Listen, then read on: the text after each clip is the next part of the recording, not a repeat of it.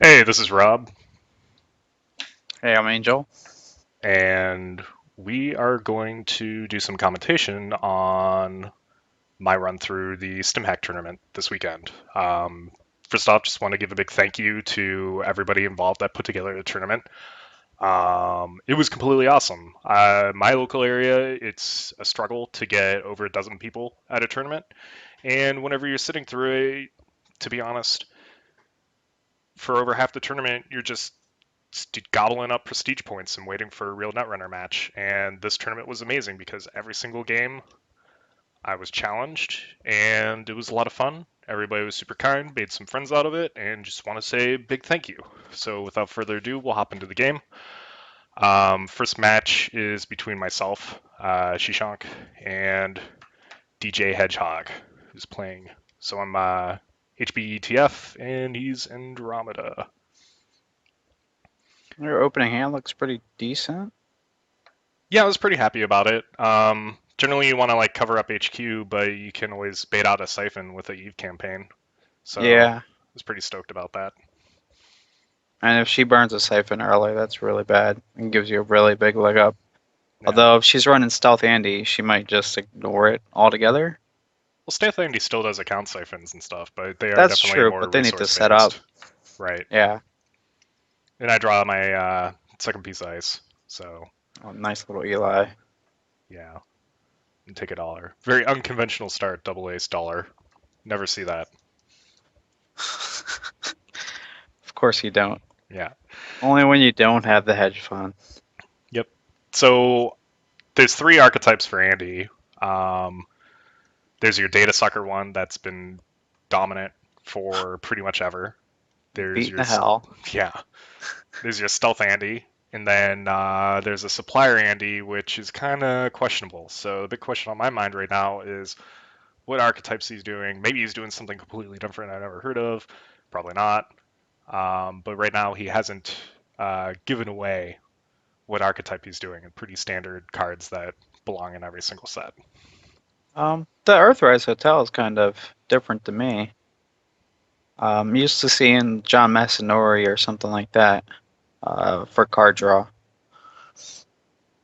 Yeah, I've seen some. It depends on how much draw they do, right? So I've seen some decks do both because you can like have that explosive start with Andy and then follow up with a Earthrise like this guy did, and then it's supposed to kind of carry you through. Generally, I don't like to res my HQ ice in this situation because it makes landing a siphon easier, but I have a successful demonstration in my hand and I just can't stop myself. I'm too psyched about it. um, Successful demo gets off pretty often these days. You can land one almost immediately in the first few turns. It was definitely a controversial rather card choice between that and restructure. In my opinion, if I already have $10, I don't really need any more money at that point. I'm running next dice, so for the most part, my ice is pretty cheap. I'm doing the cheaper Bioroids as well, so Eli's, Ichis. Um, so having that $2 buy-in on a successful demo is pretty good. So right here, he made a bit of a mistake. To make the successful HQ run and tries to use emergency shutdown. Um, which was good for me because going into this tournament I didn't really know what to make of it. I didn't know if I was going to get completely blown out or if I was going to do okay. So I was glad to see that somebody else had some jitters early on. Yeah, we all make mistakes. He's probably just like 3 clicks ahead of where he wanted to be. Yeah, She looks kind of slow. I'm not used to this out of Andy. I'm waiting for more burst. Oh, there she goes. Stealth Andy. yeah. So that's why there's that slow start, right? And even then, like, I feel like she should have mulliganed to get some of these pieces out right away. I guess the fairy's good because it'll hold you over until you get your pieces, but it seems like she's wasted a lot of time and money not doing anything. Yeah, I really wonder what was in the full opening hand because there was only a dirty laundry played, and generally you want to have like a Desperado and an Econ card. And I almost always mulligan for something like that whenever I'm playing Andy, but I'm not the best criminal player. I'm not going to lie. It's kind of feel like a scumbag the entire time whenever I'm Well, playing blue cards. that's the nature of blue cards, man. You need to like embrace the dirtiness. I'm just so used to like the sure gamble, like data sucker, dirty laundry, or a desperado, like dirty laundry, something like that. Even with the stealth Andes, I usually see them drop most of their stealth stuff like first turn. So watching her, it looks like she's struggling a little bit. The Earthrise Hotel is giving her cards, but she doesn't have the money to play cards, so it looks like she's on the back foot already. Yeah, it was definitely a boon for me, especially with having this ELP out because she's going around face checking and losing an extra click on top of not really having enough cash to play the cards. So I was feeling pretty good right now. I feel like I'm in good shape You look in good shape. You have your Eve campaign down. Are you gonna try to get that res at some point? Because it looks like. right now. It's Oh, happening okay. right now. Yeah.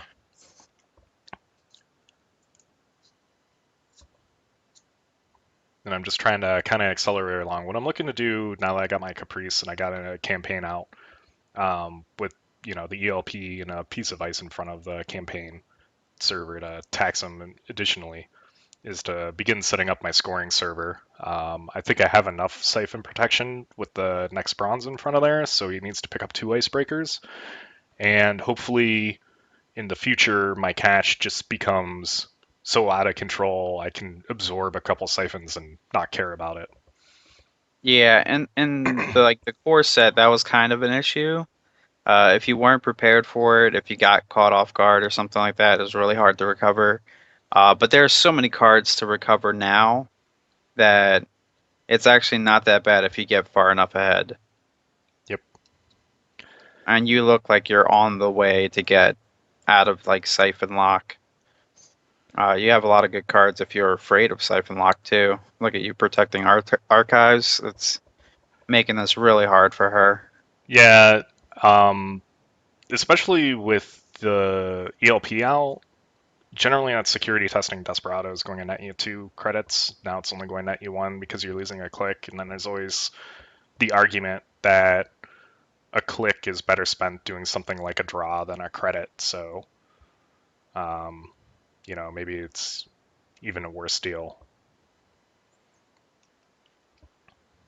But he's definitely going to be able to get in. I'm just setting up that tax, ensuring that, he doesn't get on his feet for as long as possible. And I just need to draw into that ice and get an agenda to start scoring out. Yeah, he's sitting at 2 credits. It looks like he's gonna have a hard time recovering either way. Like even if you didn't tax it, it might take him 3 turns to get back where he needs to be. He's still missing a lot of the pieces he needs to run efficiently. Yep. So talk about scoring tools in this deck, right? So I have 2 Ash, 2 Caprice, and 1 Biotic Labor. Living in that post-clot world, have a lot of experience with NEH and MBN as a whole, but didn't really have enough time to play around and test. So I was concerned that I would get wrecked and went back to back to basics, going back to HB, which I have a ton of experience with either like Redcoats, which is basically like a more modernized version of Redcoats, or Running Bear had that binary ice program destruction one that I won the first store tournament with. And then you can always have fun with like Purple Techie doing brain damage and neural EMPs. Yeah, there's a lot of different ways you can do it, especially for a tournament like this, where you know people are testing out Clot or have already tested it and know what to bring to try to shut down certain archetypes. You bring a slightly different deck can throw everybody off. Yep. Maybe steal you some wins. The purple techie idea, uh, probably not the best thing you can bring, but it might have been a decent choice in response to the Clot. I think it's definitely lost its heyday. That in Dead Coats, thanks to I've had worse. Um, Well, I've had worse as in trigger on brain damage, so you can try to land as much brain damage before you start nailing them with the Jinteki cards afterwards. Yeah, I suppose it's a difficult Yeah, deck it is to difficult. pull off. I've never Probably, like yeah. won with purple techie in a competitive environment, so it's Yeah, I was gonna say it's probably too mentally taxing to play for a 10-hour tournament or so. yeah. Speaking of which, was not expecting it to go that long, so that was interesting. So I think at this point I'm looking to get that next silver out to create a scoring server, and I'm waffling. Do I throw down a Adonis campaign because I want to have 2 ice before I start scoring, or do I get that ice out there to be annoying? Either way is going a security test, either one. So on the previous turn, I threw out a Jackson and threw out a priority wreck, and so I kind of baited out the security testing. He lost 2 clicks. He didn't get any cash out of it. I threw back the priority wreck and 2 e-cards back in my deck. So it was another delay tactic. All about forcing your opponent to deal with remotes instead of dealing with centrals, because you can control what goes in a remote. So you're kind of like at an advantage, but you can't do that with a central server. That's true. I'm surprised you didn't try to build up or build your scoring server a little more with the Nisei, because he hasn't checked the Eve yet. He probably doesn't need or want to check the Eve. So you probably could have started get going a little bit sooner, but more money's pretty good against the criminal. Yeah. Um, One of the things with the Eve, it's a tough choice to trash the Eve early. Like you can get away with that on an Adonis campaign and feel kind of okay about it. But I don't know. It's just something that's kind of drilled into me. I never really thought through. Is Eve goes in its own separate server. You don't put that in your scoring server. Maybe you throw a taxing ice in front of it to secure that the campaign sticks. That's about it. See, I think about it the other way, where I know they're not going to run this server because it's mostly a waste of time for them if they're not going to trash it. So I'm going to build that server up a little bit more while it ticks away and gives me money. Um, and then I'll have the scoring server, what is it, 7 or 8 turns later after Eve is ready to go away. Yeah, the Eve is just so slow though. Um, I think I was expecting to draw more ice than what I had drawn, to be honest. So Yeah, it looks like you're starting to get a little flooded here, although you have Jackson, so it's not that big of a deal. yeah, I really need that additional piece of ice though. So I'm once again throwing out a couple agendas, hoping to pick up a piece of ice, and there's a toll booth. So I'm in good shape at this point. Do you know if you try to filter here? Wait, that was your last click. Never mind. Yeah, your server looks pretty secure. He looks like he's still struggling for money. Um, his rig is almost set up. The switchblade is like the nail in the coffin for all of your Sentry Ice. Yeah, that's true. One of the things that's kind of misleading about Stealth Andy is it's so cheap to run that, like, even though he's saving on $6, he can pretty much get it anywhere and lock a server if he wants. Yeah, although you don't really have anything out yet for him to sort of stealth his way through. So, action not that threatening for you right now?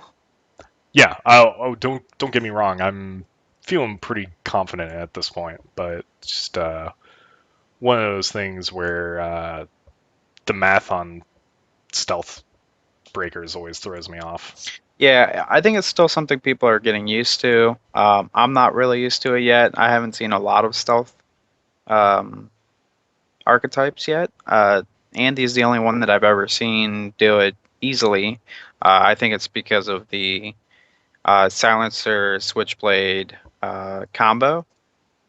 It's just so easy to supplement with fairy that it's easy to take off. Yep. Everything else is kind of just too slow. I really like Blackett, but the Black Cat is just Not not good. It's not good. bad. Yeah, it's just not that efficient. Um, maybe in the future, maybe with like net ready eyes or something like that. It's a tough call. So he's throwing out a siphon here, um, and kind of proving my point. This next dice, it's too binary right now. I need more next dice to cause attacks, so he gets right in. But fortunately, I've had 2 campaigns running, so I'm just like, whatever.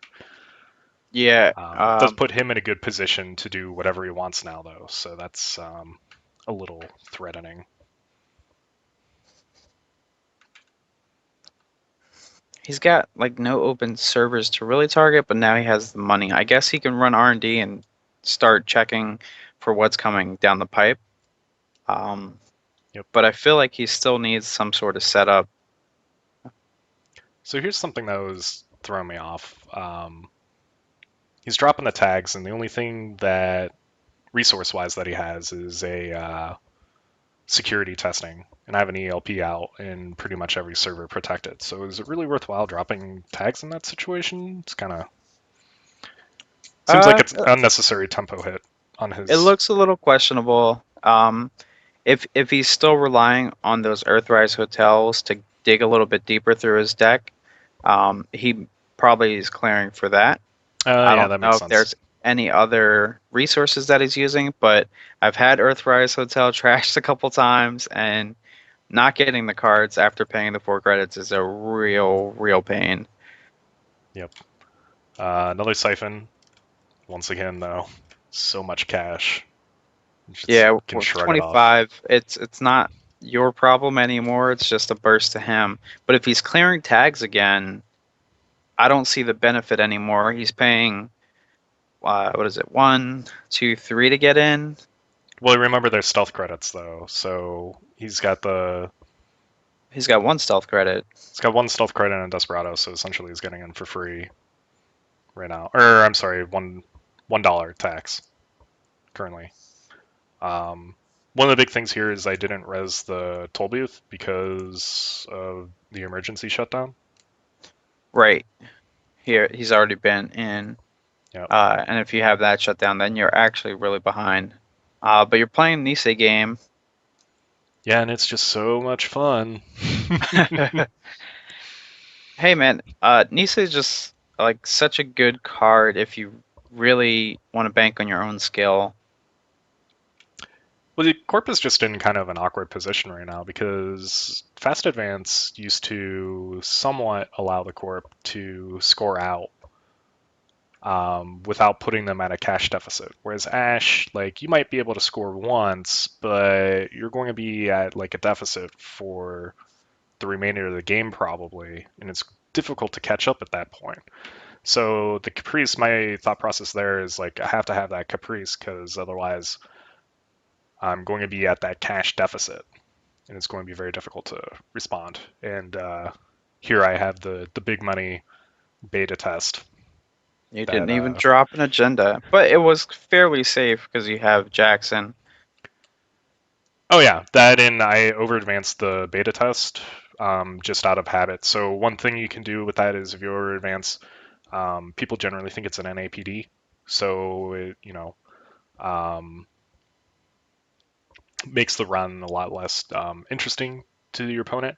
And then the other thing is if you have that spare click, you can either drop a Jackson from your hand or use an archive memories to pull whatever agenda gets milled back into HQ or into R&D, so that way you counter the loss. But the problem being that now you're not masquerading that beta test as a Adonis campaign or a Jackson or an Ash or a Caprice in your scoring remote. So if they want to get an agenda, they'll do it in that situation. It's kind of one of those things you have to judge the board state to try to figure out what's going to make them not want to run it.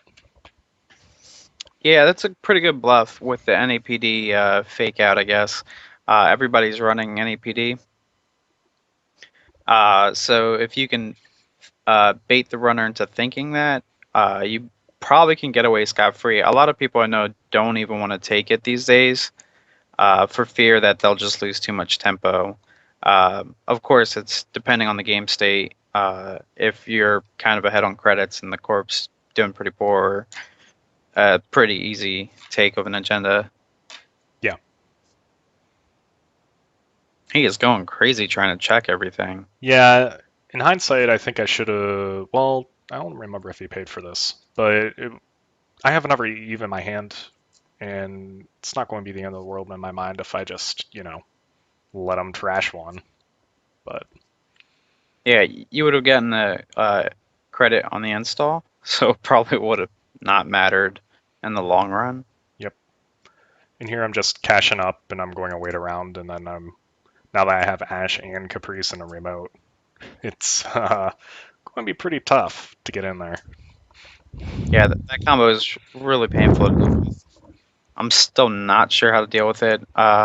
Personally, I always want to include a gun, but it's just too much work to actually try to shoot anybody. You have to just be really good with your side games. Get in maybe when there's not even an agenda, and then trash her before things get too bad. But now you have like the nightmare server where they're protecting each other. Yeah, I mean, Gun is in a position right now in the meta that it would be amazing, but the card just seems bad. So Yeah, it's basically forfeit your turn to try to stop this sysop from ruining your game. yeah, But if that's your answer, you should probably just practice the side game a little more. it's a little unfortunate because the developers do a really good job of thinking things through as to what the meta is going to look like and how are they going to you know they're going to release a solution before the tool comes into play and whatnot. In this situation, I think Caprice came out one cycle before the big box, right? She came out the data pack before Honor Yeah. and Profit. So there wasn't much of a gap there, and they printed a solution for Caprice, but it's just not really an option. That drive-by card that's been spoiled seems like a Yeah, pretty strong solution, but you could always just res your Caprice beforehand, assuming that the server's protected enough. even if it's not protected, I've done it before. Just drop her down, res her, and if they want to come trash her, they have to play the game. Yep. Um, it's just a Jinteki, I guess, mind game thing. Like I'll mess with you all game because I have future perfects and I've got Nisei, and we can do this all day. It's just taxing to do that mentally. It looks like you're going here though. You have pretty good board setup. Yeah. The next dice is in a really strong position. I think I threw down another one, so if he does try to inside job, he's going to run into the toll booth. If he runs normally, he only has one cloak out. The bronze is on the outside, so he has to beef up the refractor with the cloak credit to get through the bronze, and then he's going to get nailed by a toll booth. In addition to having to deal with an Ash and Caprice. So in hindsight, this remote server is way too strong, and as you see now, Yep. He's I, changing tactics. yeah, he's like, screw that, I'm not doing that anymore, which is a very smart call. And I spend too much resources in on my remote server instead of protecting R&D. Yeah, it looks like he's got a chance to punish you now, because all of your resources are uh, directed at this remote server.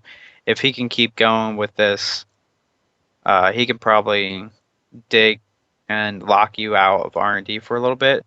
Although you have all of the winning agendas in your hand, even with the biotic labor, so it looks like he's just a little bit too late. Yeah, And I really think that it's attributed. Ooh, there goes an agenda. Um, I think it's really attributed to his slow start. It's unfortunate. yeah, but I mean that's the weakness of Stealth Andy. You kind of know what you're getting yourself into with that. So Yeah, the combo pieces you either have to see very early or you have to see all of the econ up front. And it looked like he didn't really see either. I'm not sure if he mulliganed before. I don't think he did. We can double check on that later. Um, but yeah, I mean, if I didn't have another agenda in my hand, I would be in a pretty big pickle right now. However, I think it's pretty easy to double sentry up whenever there's three architects, two Ichis in the deck. Made the call to go with Ichi instead of next gold didn't have much luck with Next Gold, but didn't really have the play time to really create a firm judgment on that. It seemed like a lot of the top HB decks had Next Gold in it, so be interested in hearing those guys' opinions on it.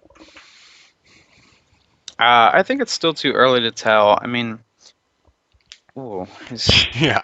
dealing an NAPD. This is actually really scaring me because I'm like, I have the win, right? And it's just might just slip away from me. So Yeah, the R&D lock is pretty good here. It's nice that he got the agenda right off the top, but you have biotic labor here, and yep, it kind of doesn't matter. yep. Fortunately, so um, real quick That was stories.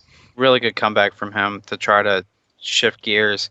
HQ was locked down. The remote was just too much to deal with, and he just found the way to spin it around. Yep, definitely smart play on his part. Take a look at the board state and figure out how to shift the game in his favor. So Yeah, unfortunately, he just didn't have enough time. yeah, it was a little late. Alrighty.